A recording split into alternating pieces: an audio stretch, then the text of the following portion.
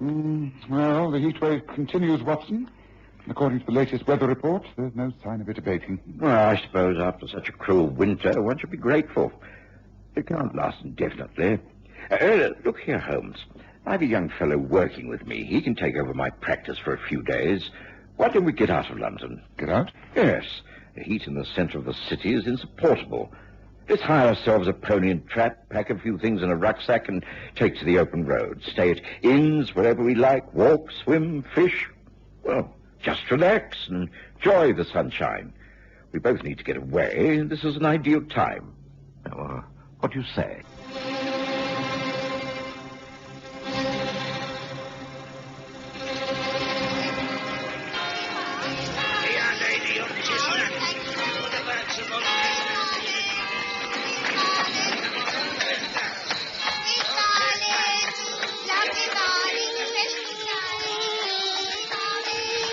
We present the Stories of Sherlock Holmes.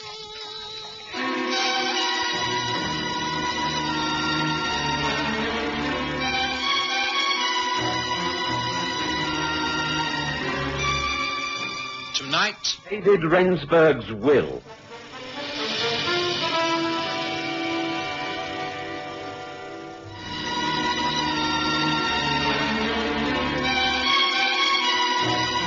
Summer of 1886 was indeed one to remember. It was one of the hottest, driest times ever recorded for the month of May, and London sweltered. None of us was accustomed to such heat.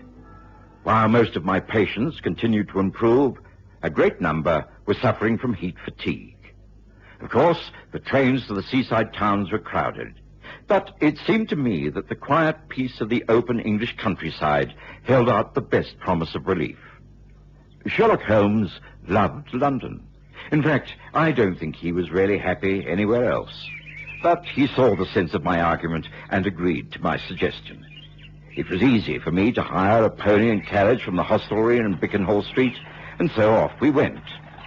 Our plan was to simply follow the country lanes through Hertford and Buckinghamshire. Now, you must admit, Holmes, that this is a splendid idea. Just look around.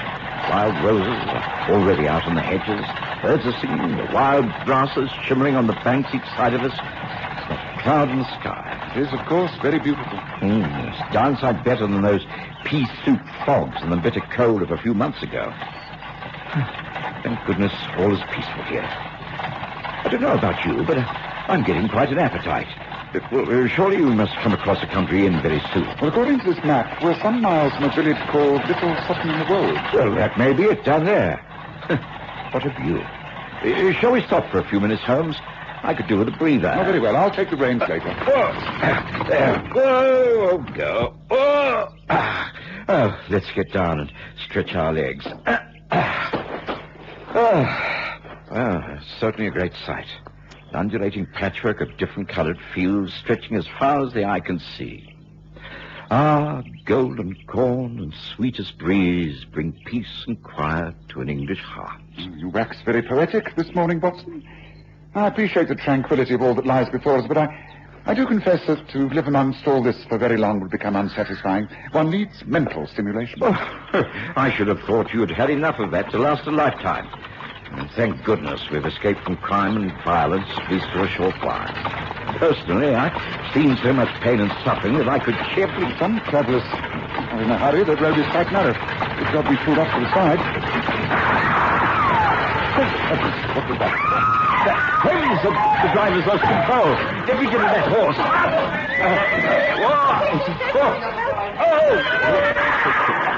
I saw the horse rear up, the carriage about to topple over. The driver lost the reins, and unless the animal was controlled, I knew there'd be a dreadful disaster. Instinctively, and almost without thinking, I threw myself forward, grabbing at the horse's head. Found the bridle and hung on. My weight slowed him down. I was conscious of being dragged forward. There was a pain in my shoulder. My arms seemed to be wrenched out of their sockets. Suddenly, I felt a searing stab of agony. Mercifully, all went dark and silent. How is he, Doctor? He'll be all right. He's broken a few ribs. I don't like the look of those bruises.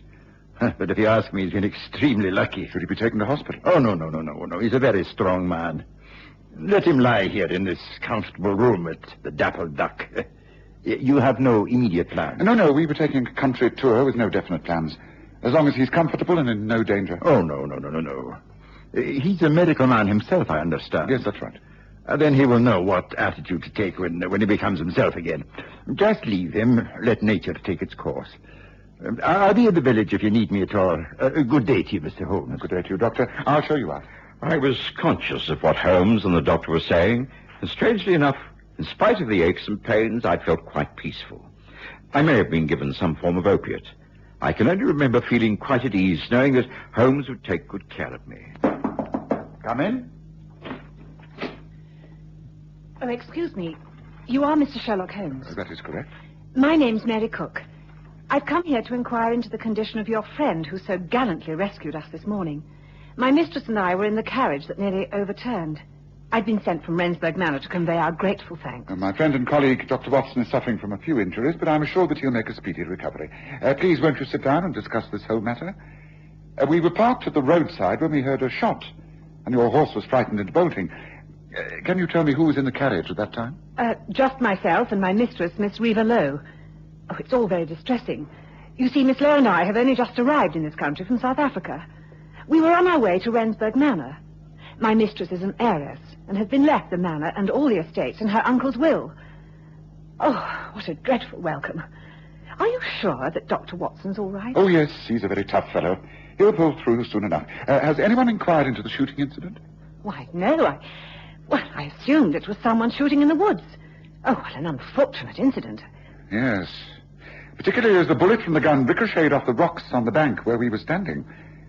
I don't wish to add to your anxieties, Miss Cook, but I have the distinct impression that the shot was deliberately fired at either your carriage or ours.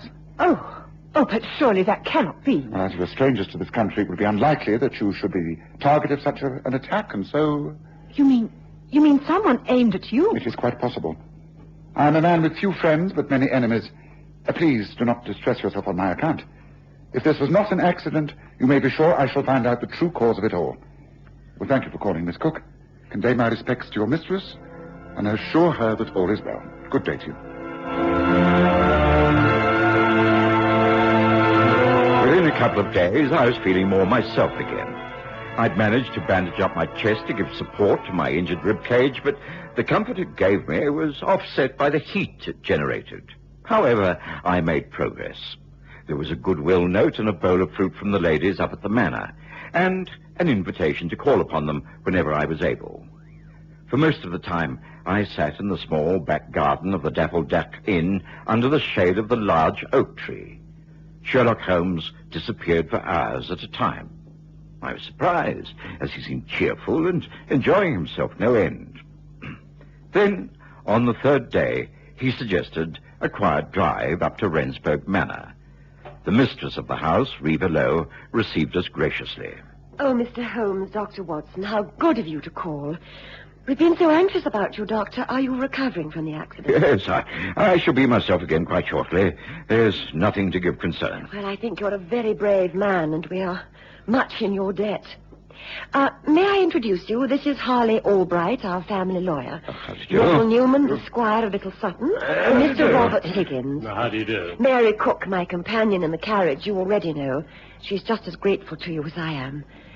Mary, have we sherry and biscuits to offer our guests? Yes, they're there on the side table. Oh, thank you. Mr. Albright, I wonder if you'd be so kind. But yes, of course. Allow me. I do trust that things will settle down for you now, Miss Lowe. You have inherited these estates, I understand. Under the terms of Uncle David's will, yes. I must say I don't understand it very clearly. In these matters, I am totally in the hands of lawyers. Well, as Squire, I can state most definitely that you couldn't be better represented. Albright has handled my affairs with great skill for many years. Yeah, mine, too. Not that a hard-worked farmer like myself has a great deal to handle. I've enough to do trying to make the land pay for itself. I'm sure you manage admirably, Mr. Higgins. If the farmlands about here belong to you, then you've something to be proud of. I've never seen such a green land. Thank you, Miss Cook. I'd like to show you around them sometime, but I think we'd do better to start by calling each other by our Christian names, don't you? Should we not take our refreshments into the garden? It's still so dreadfully hot. There are shady umbrellas under the trees. Can you manage, Dr. Watson? Oh, yes, quite easily, thank you. Allow me to help you, Doctor. And I, too, if I can be of any assistance. I'll be getting back shortly. How about you, Albright? Oh, yes. I have a great deal to do. Perhaps a few minutes in the garden, then back to work. Papers to prepare, you know. Well, that leaves us together, Miss Lowe. I understand you come from South Africa. A most fascinating land.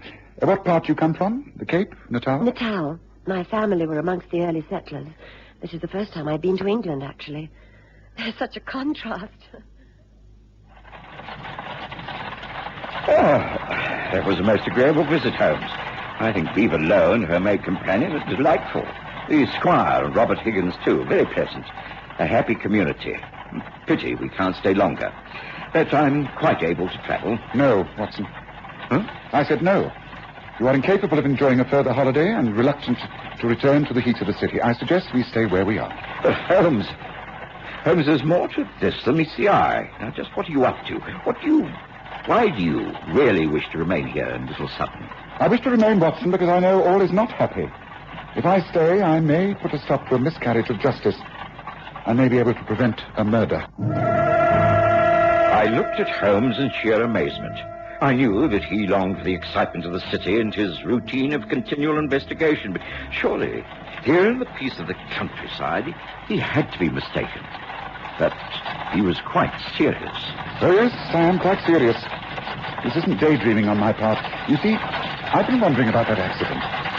It was caused by a shot from the woods on the other side of the road. It might have been an accident. A poacher, a wild shot at a rabbit, something like that, but I don't think so.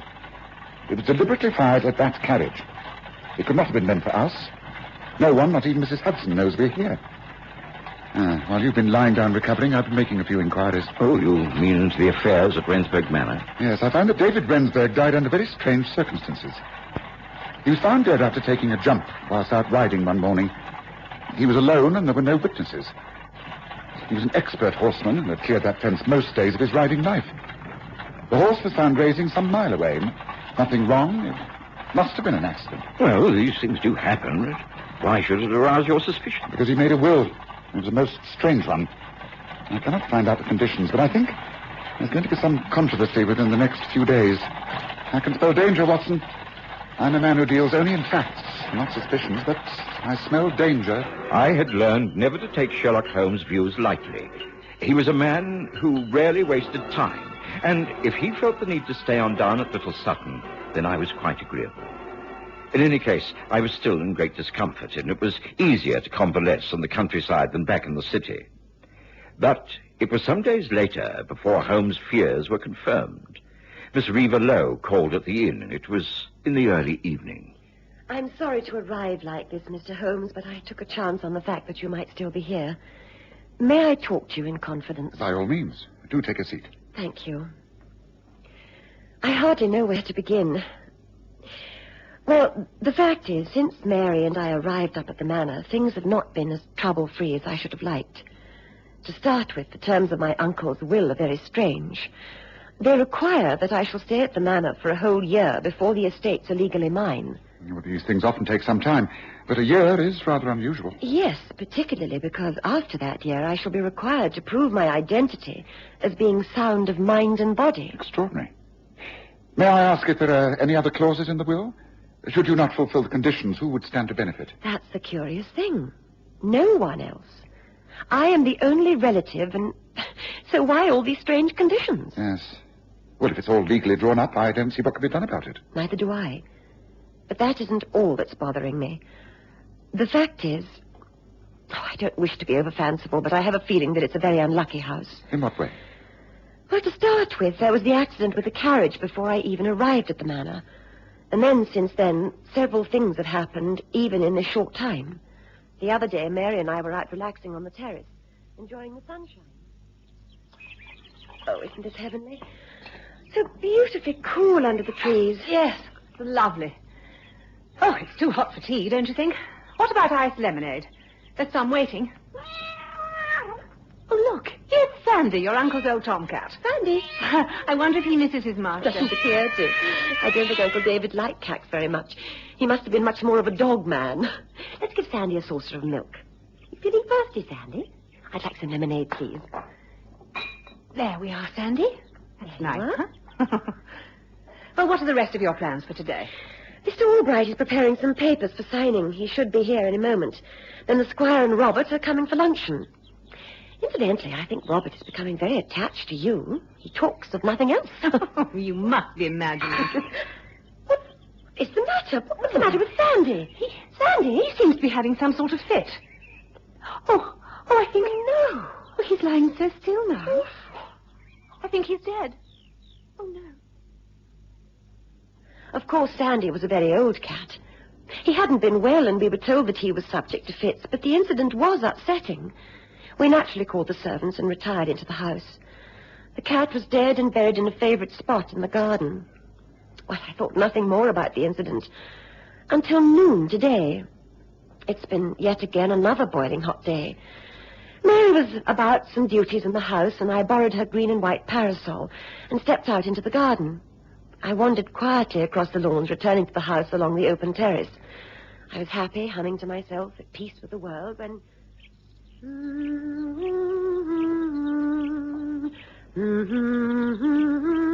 Mary? Mary? Is that you up there?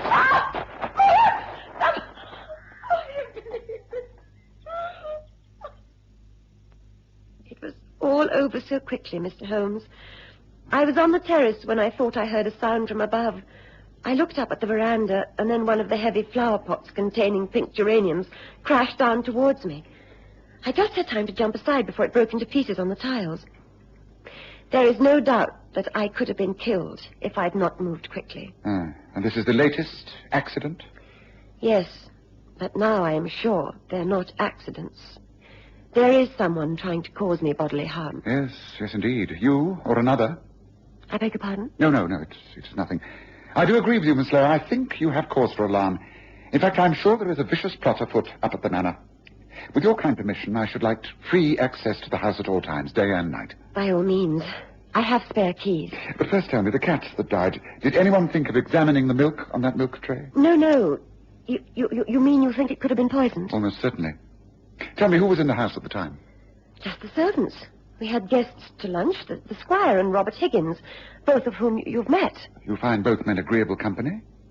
Did they pay you much attention? Yes. I think they were both Uncle's friends, and they're doing their best to make us feel at home. The Squire is most attentive towards me, and Robert is more than anxious to look after Mary. In fact, he seems quite infatuated with her. He does? Oh, that's very interesting. Well, let me gather a few things together and find out if Watson is agreeable to taking a trip to the manor. You have transport? Yes, thank you. I have a cab. Thank you, Mr. Holmes. I need hardly tell you that I'd be most grateful if you'd keep this conversation to yourself. I don't want the others to know of my suspicions. Can it remain a secret between us? Of course, but I think it's very important for us not to deceive each other. I'm a well-known detective, and I shall find out the truth sooner or later, and so... So? So why don't you stop all this deception and tell me the whole truth, here and now?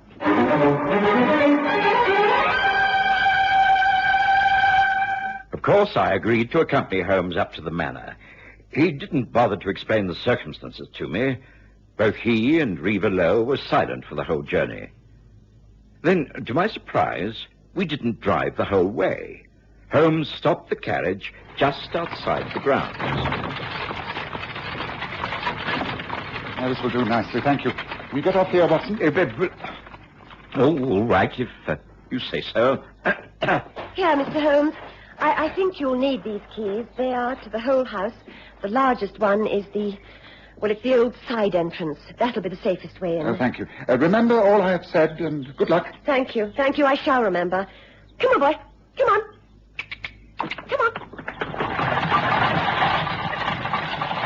Now, look here, Holmes. I'm accustomed to being kept in the dark about quite a lot, but I really must insist that you give me some information. How am I supposed to help if I don't know what's going on? All will be revealed to you shortly, Watson. The fact is that I was right. There is a murder planned. So far, a few attempts have been made under the cover of an accident, but those have all failed, and I have reason to think that there'll be a more serious attempt made this very night. Come, we have a long wait ahead of us. The lights were ablaze at the manor, flooding through the open windows and spreading across the lawns. It wasn't easy to approach the house without being seen. We dodged from shadowed tree to thick bush and eventually stopped near the side of the house. We waited, hearing voices from within. I could tell that the squire, Robert Higgins, and Harley Albright were all present. It seemed to be hours before the guests departed. I'll call on you tomorrow, Mary. That's if I may. Well, yes, of course. Good night, Squire Newman. Good night. Good night. Come on, dear, let's lock up and good night. Let's go to bed now. I'm really very exhausted. It's the heat, I think. Oh, it'll be difficult to sleep tonight, even with the windows wide open. Oh, listen, thunder. Well, a good storm may break the heat. Come on, let's lock up. Oh, it was a most pleasant evening, don't you think? Come, Watson. The time has come to take up our positions. We enter by the side door and climb the servants' stairs to the bedrooms. Then I'm afraid it'll be yet another long wait. Come. I followed Holmes, and we gained entrance to the house without being seen. To my surprise, Holmes chose to wait in the very small dressing room next to Mary Cook's bedroom. The two ladies retired, and we heard movements as they prepared for bed. Then followed hours of waiting while the storm grew and the welcome rain began. I began to become cramped and irritable. I fear the storm is not to our advantage, Watson. It could make all this a waste of time. Have we not been cooped up here for nothing? Oh, Holmes, I'm in agony. Listen. Someone is out in the corridor. I'm going to push this door open.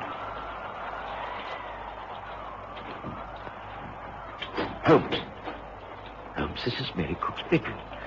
Surely if there's danger, we should be guarding Reva Lowe. Shh, quiet.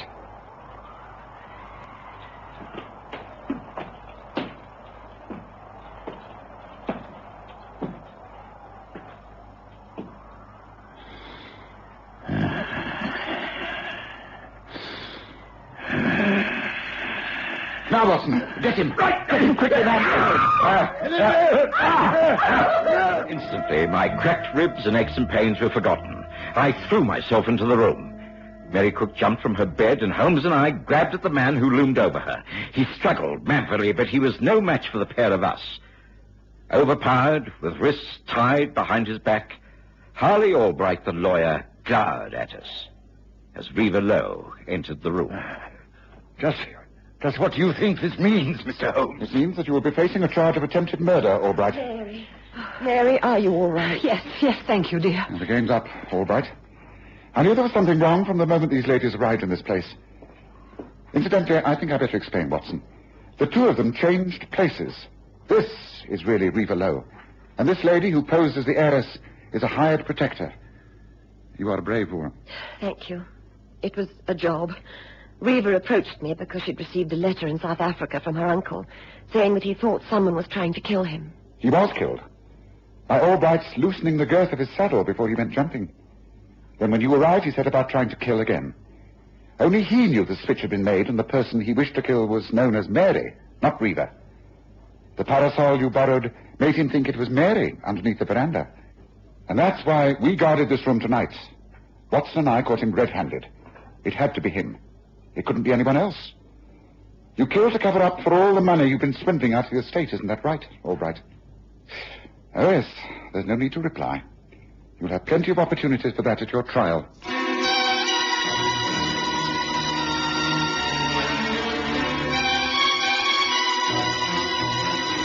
Listen again next Sunday to The Stories of Sherlock Holmes, with Graham Armitage as Holmes and Kerry Jordan as Dr. Watson.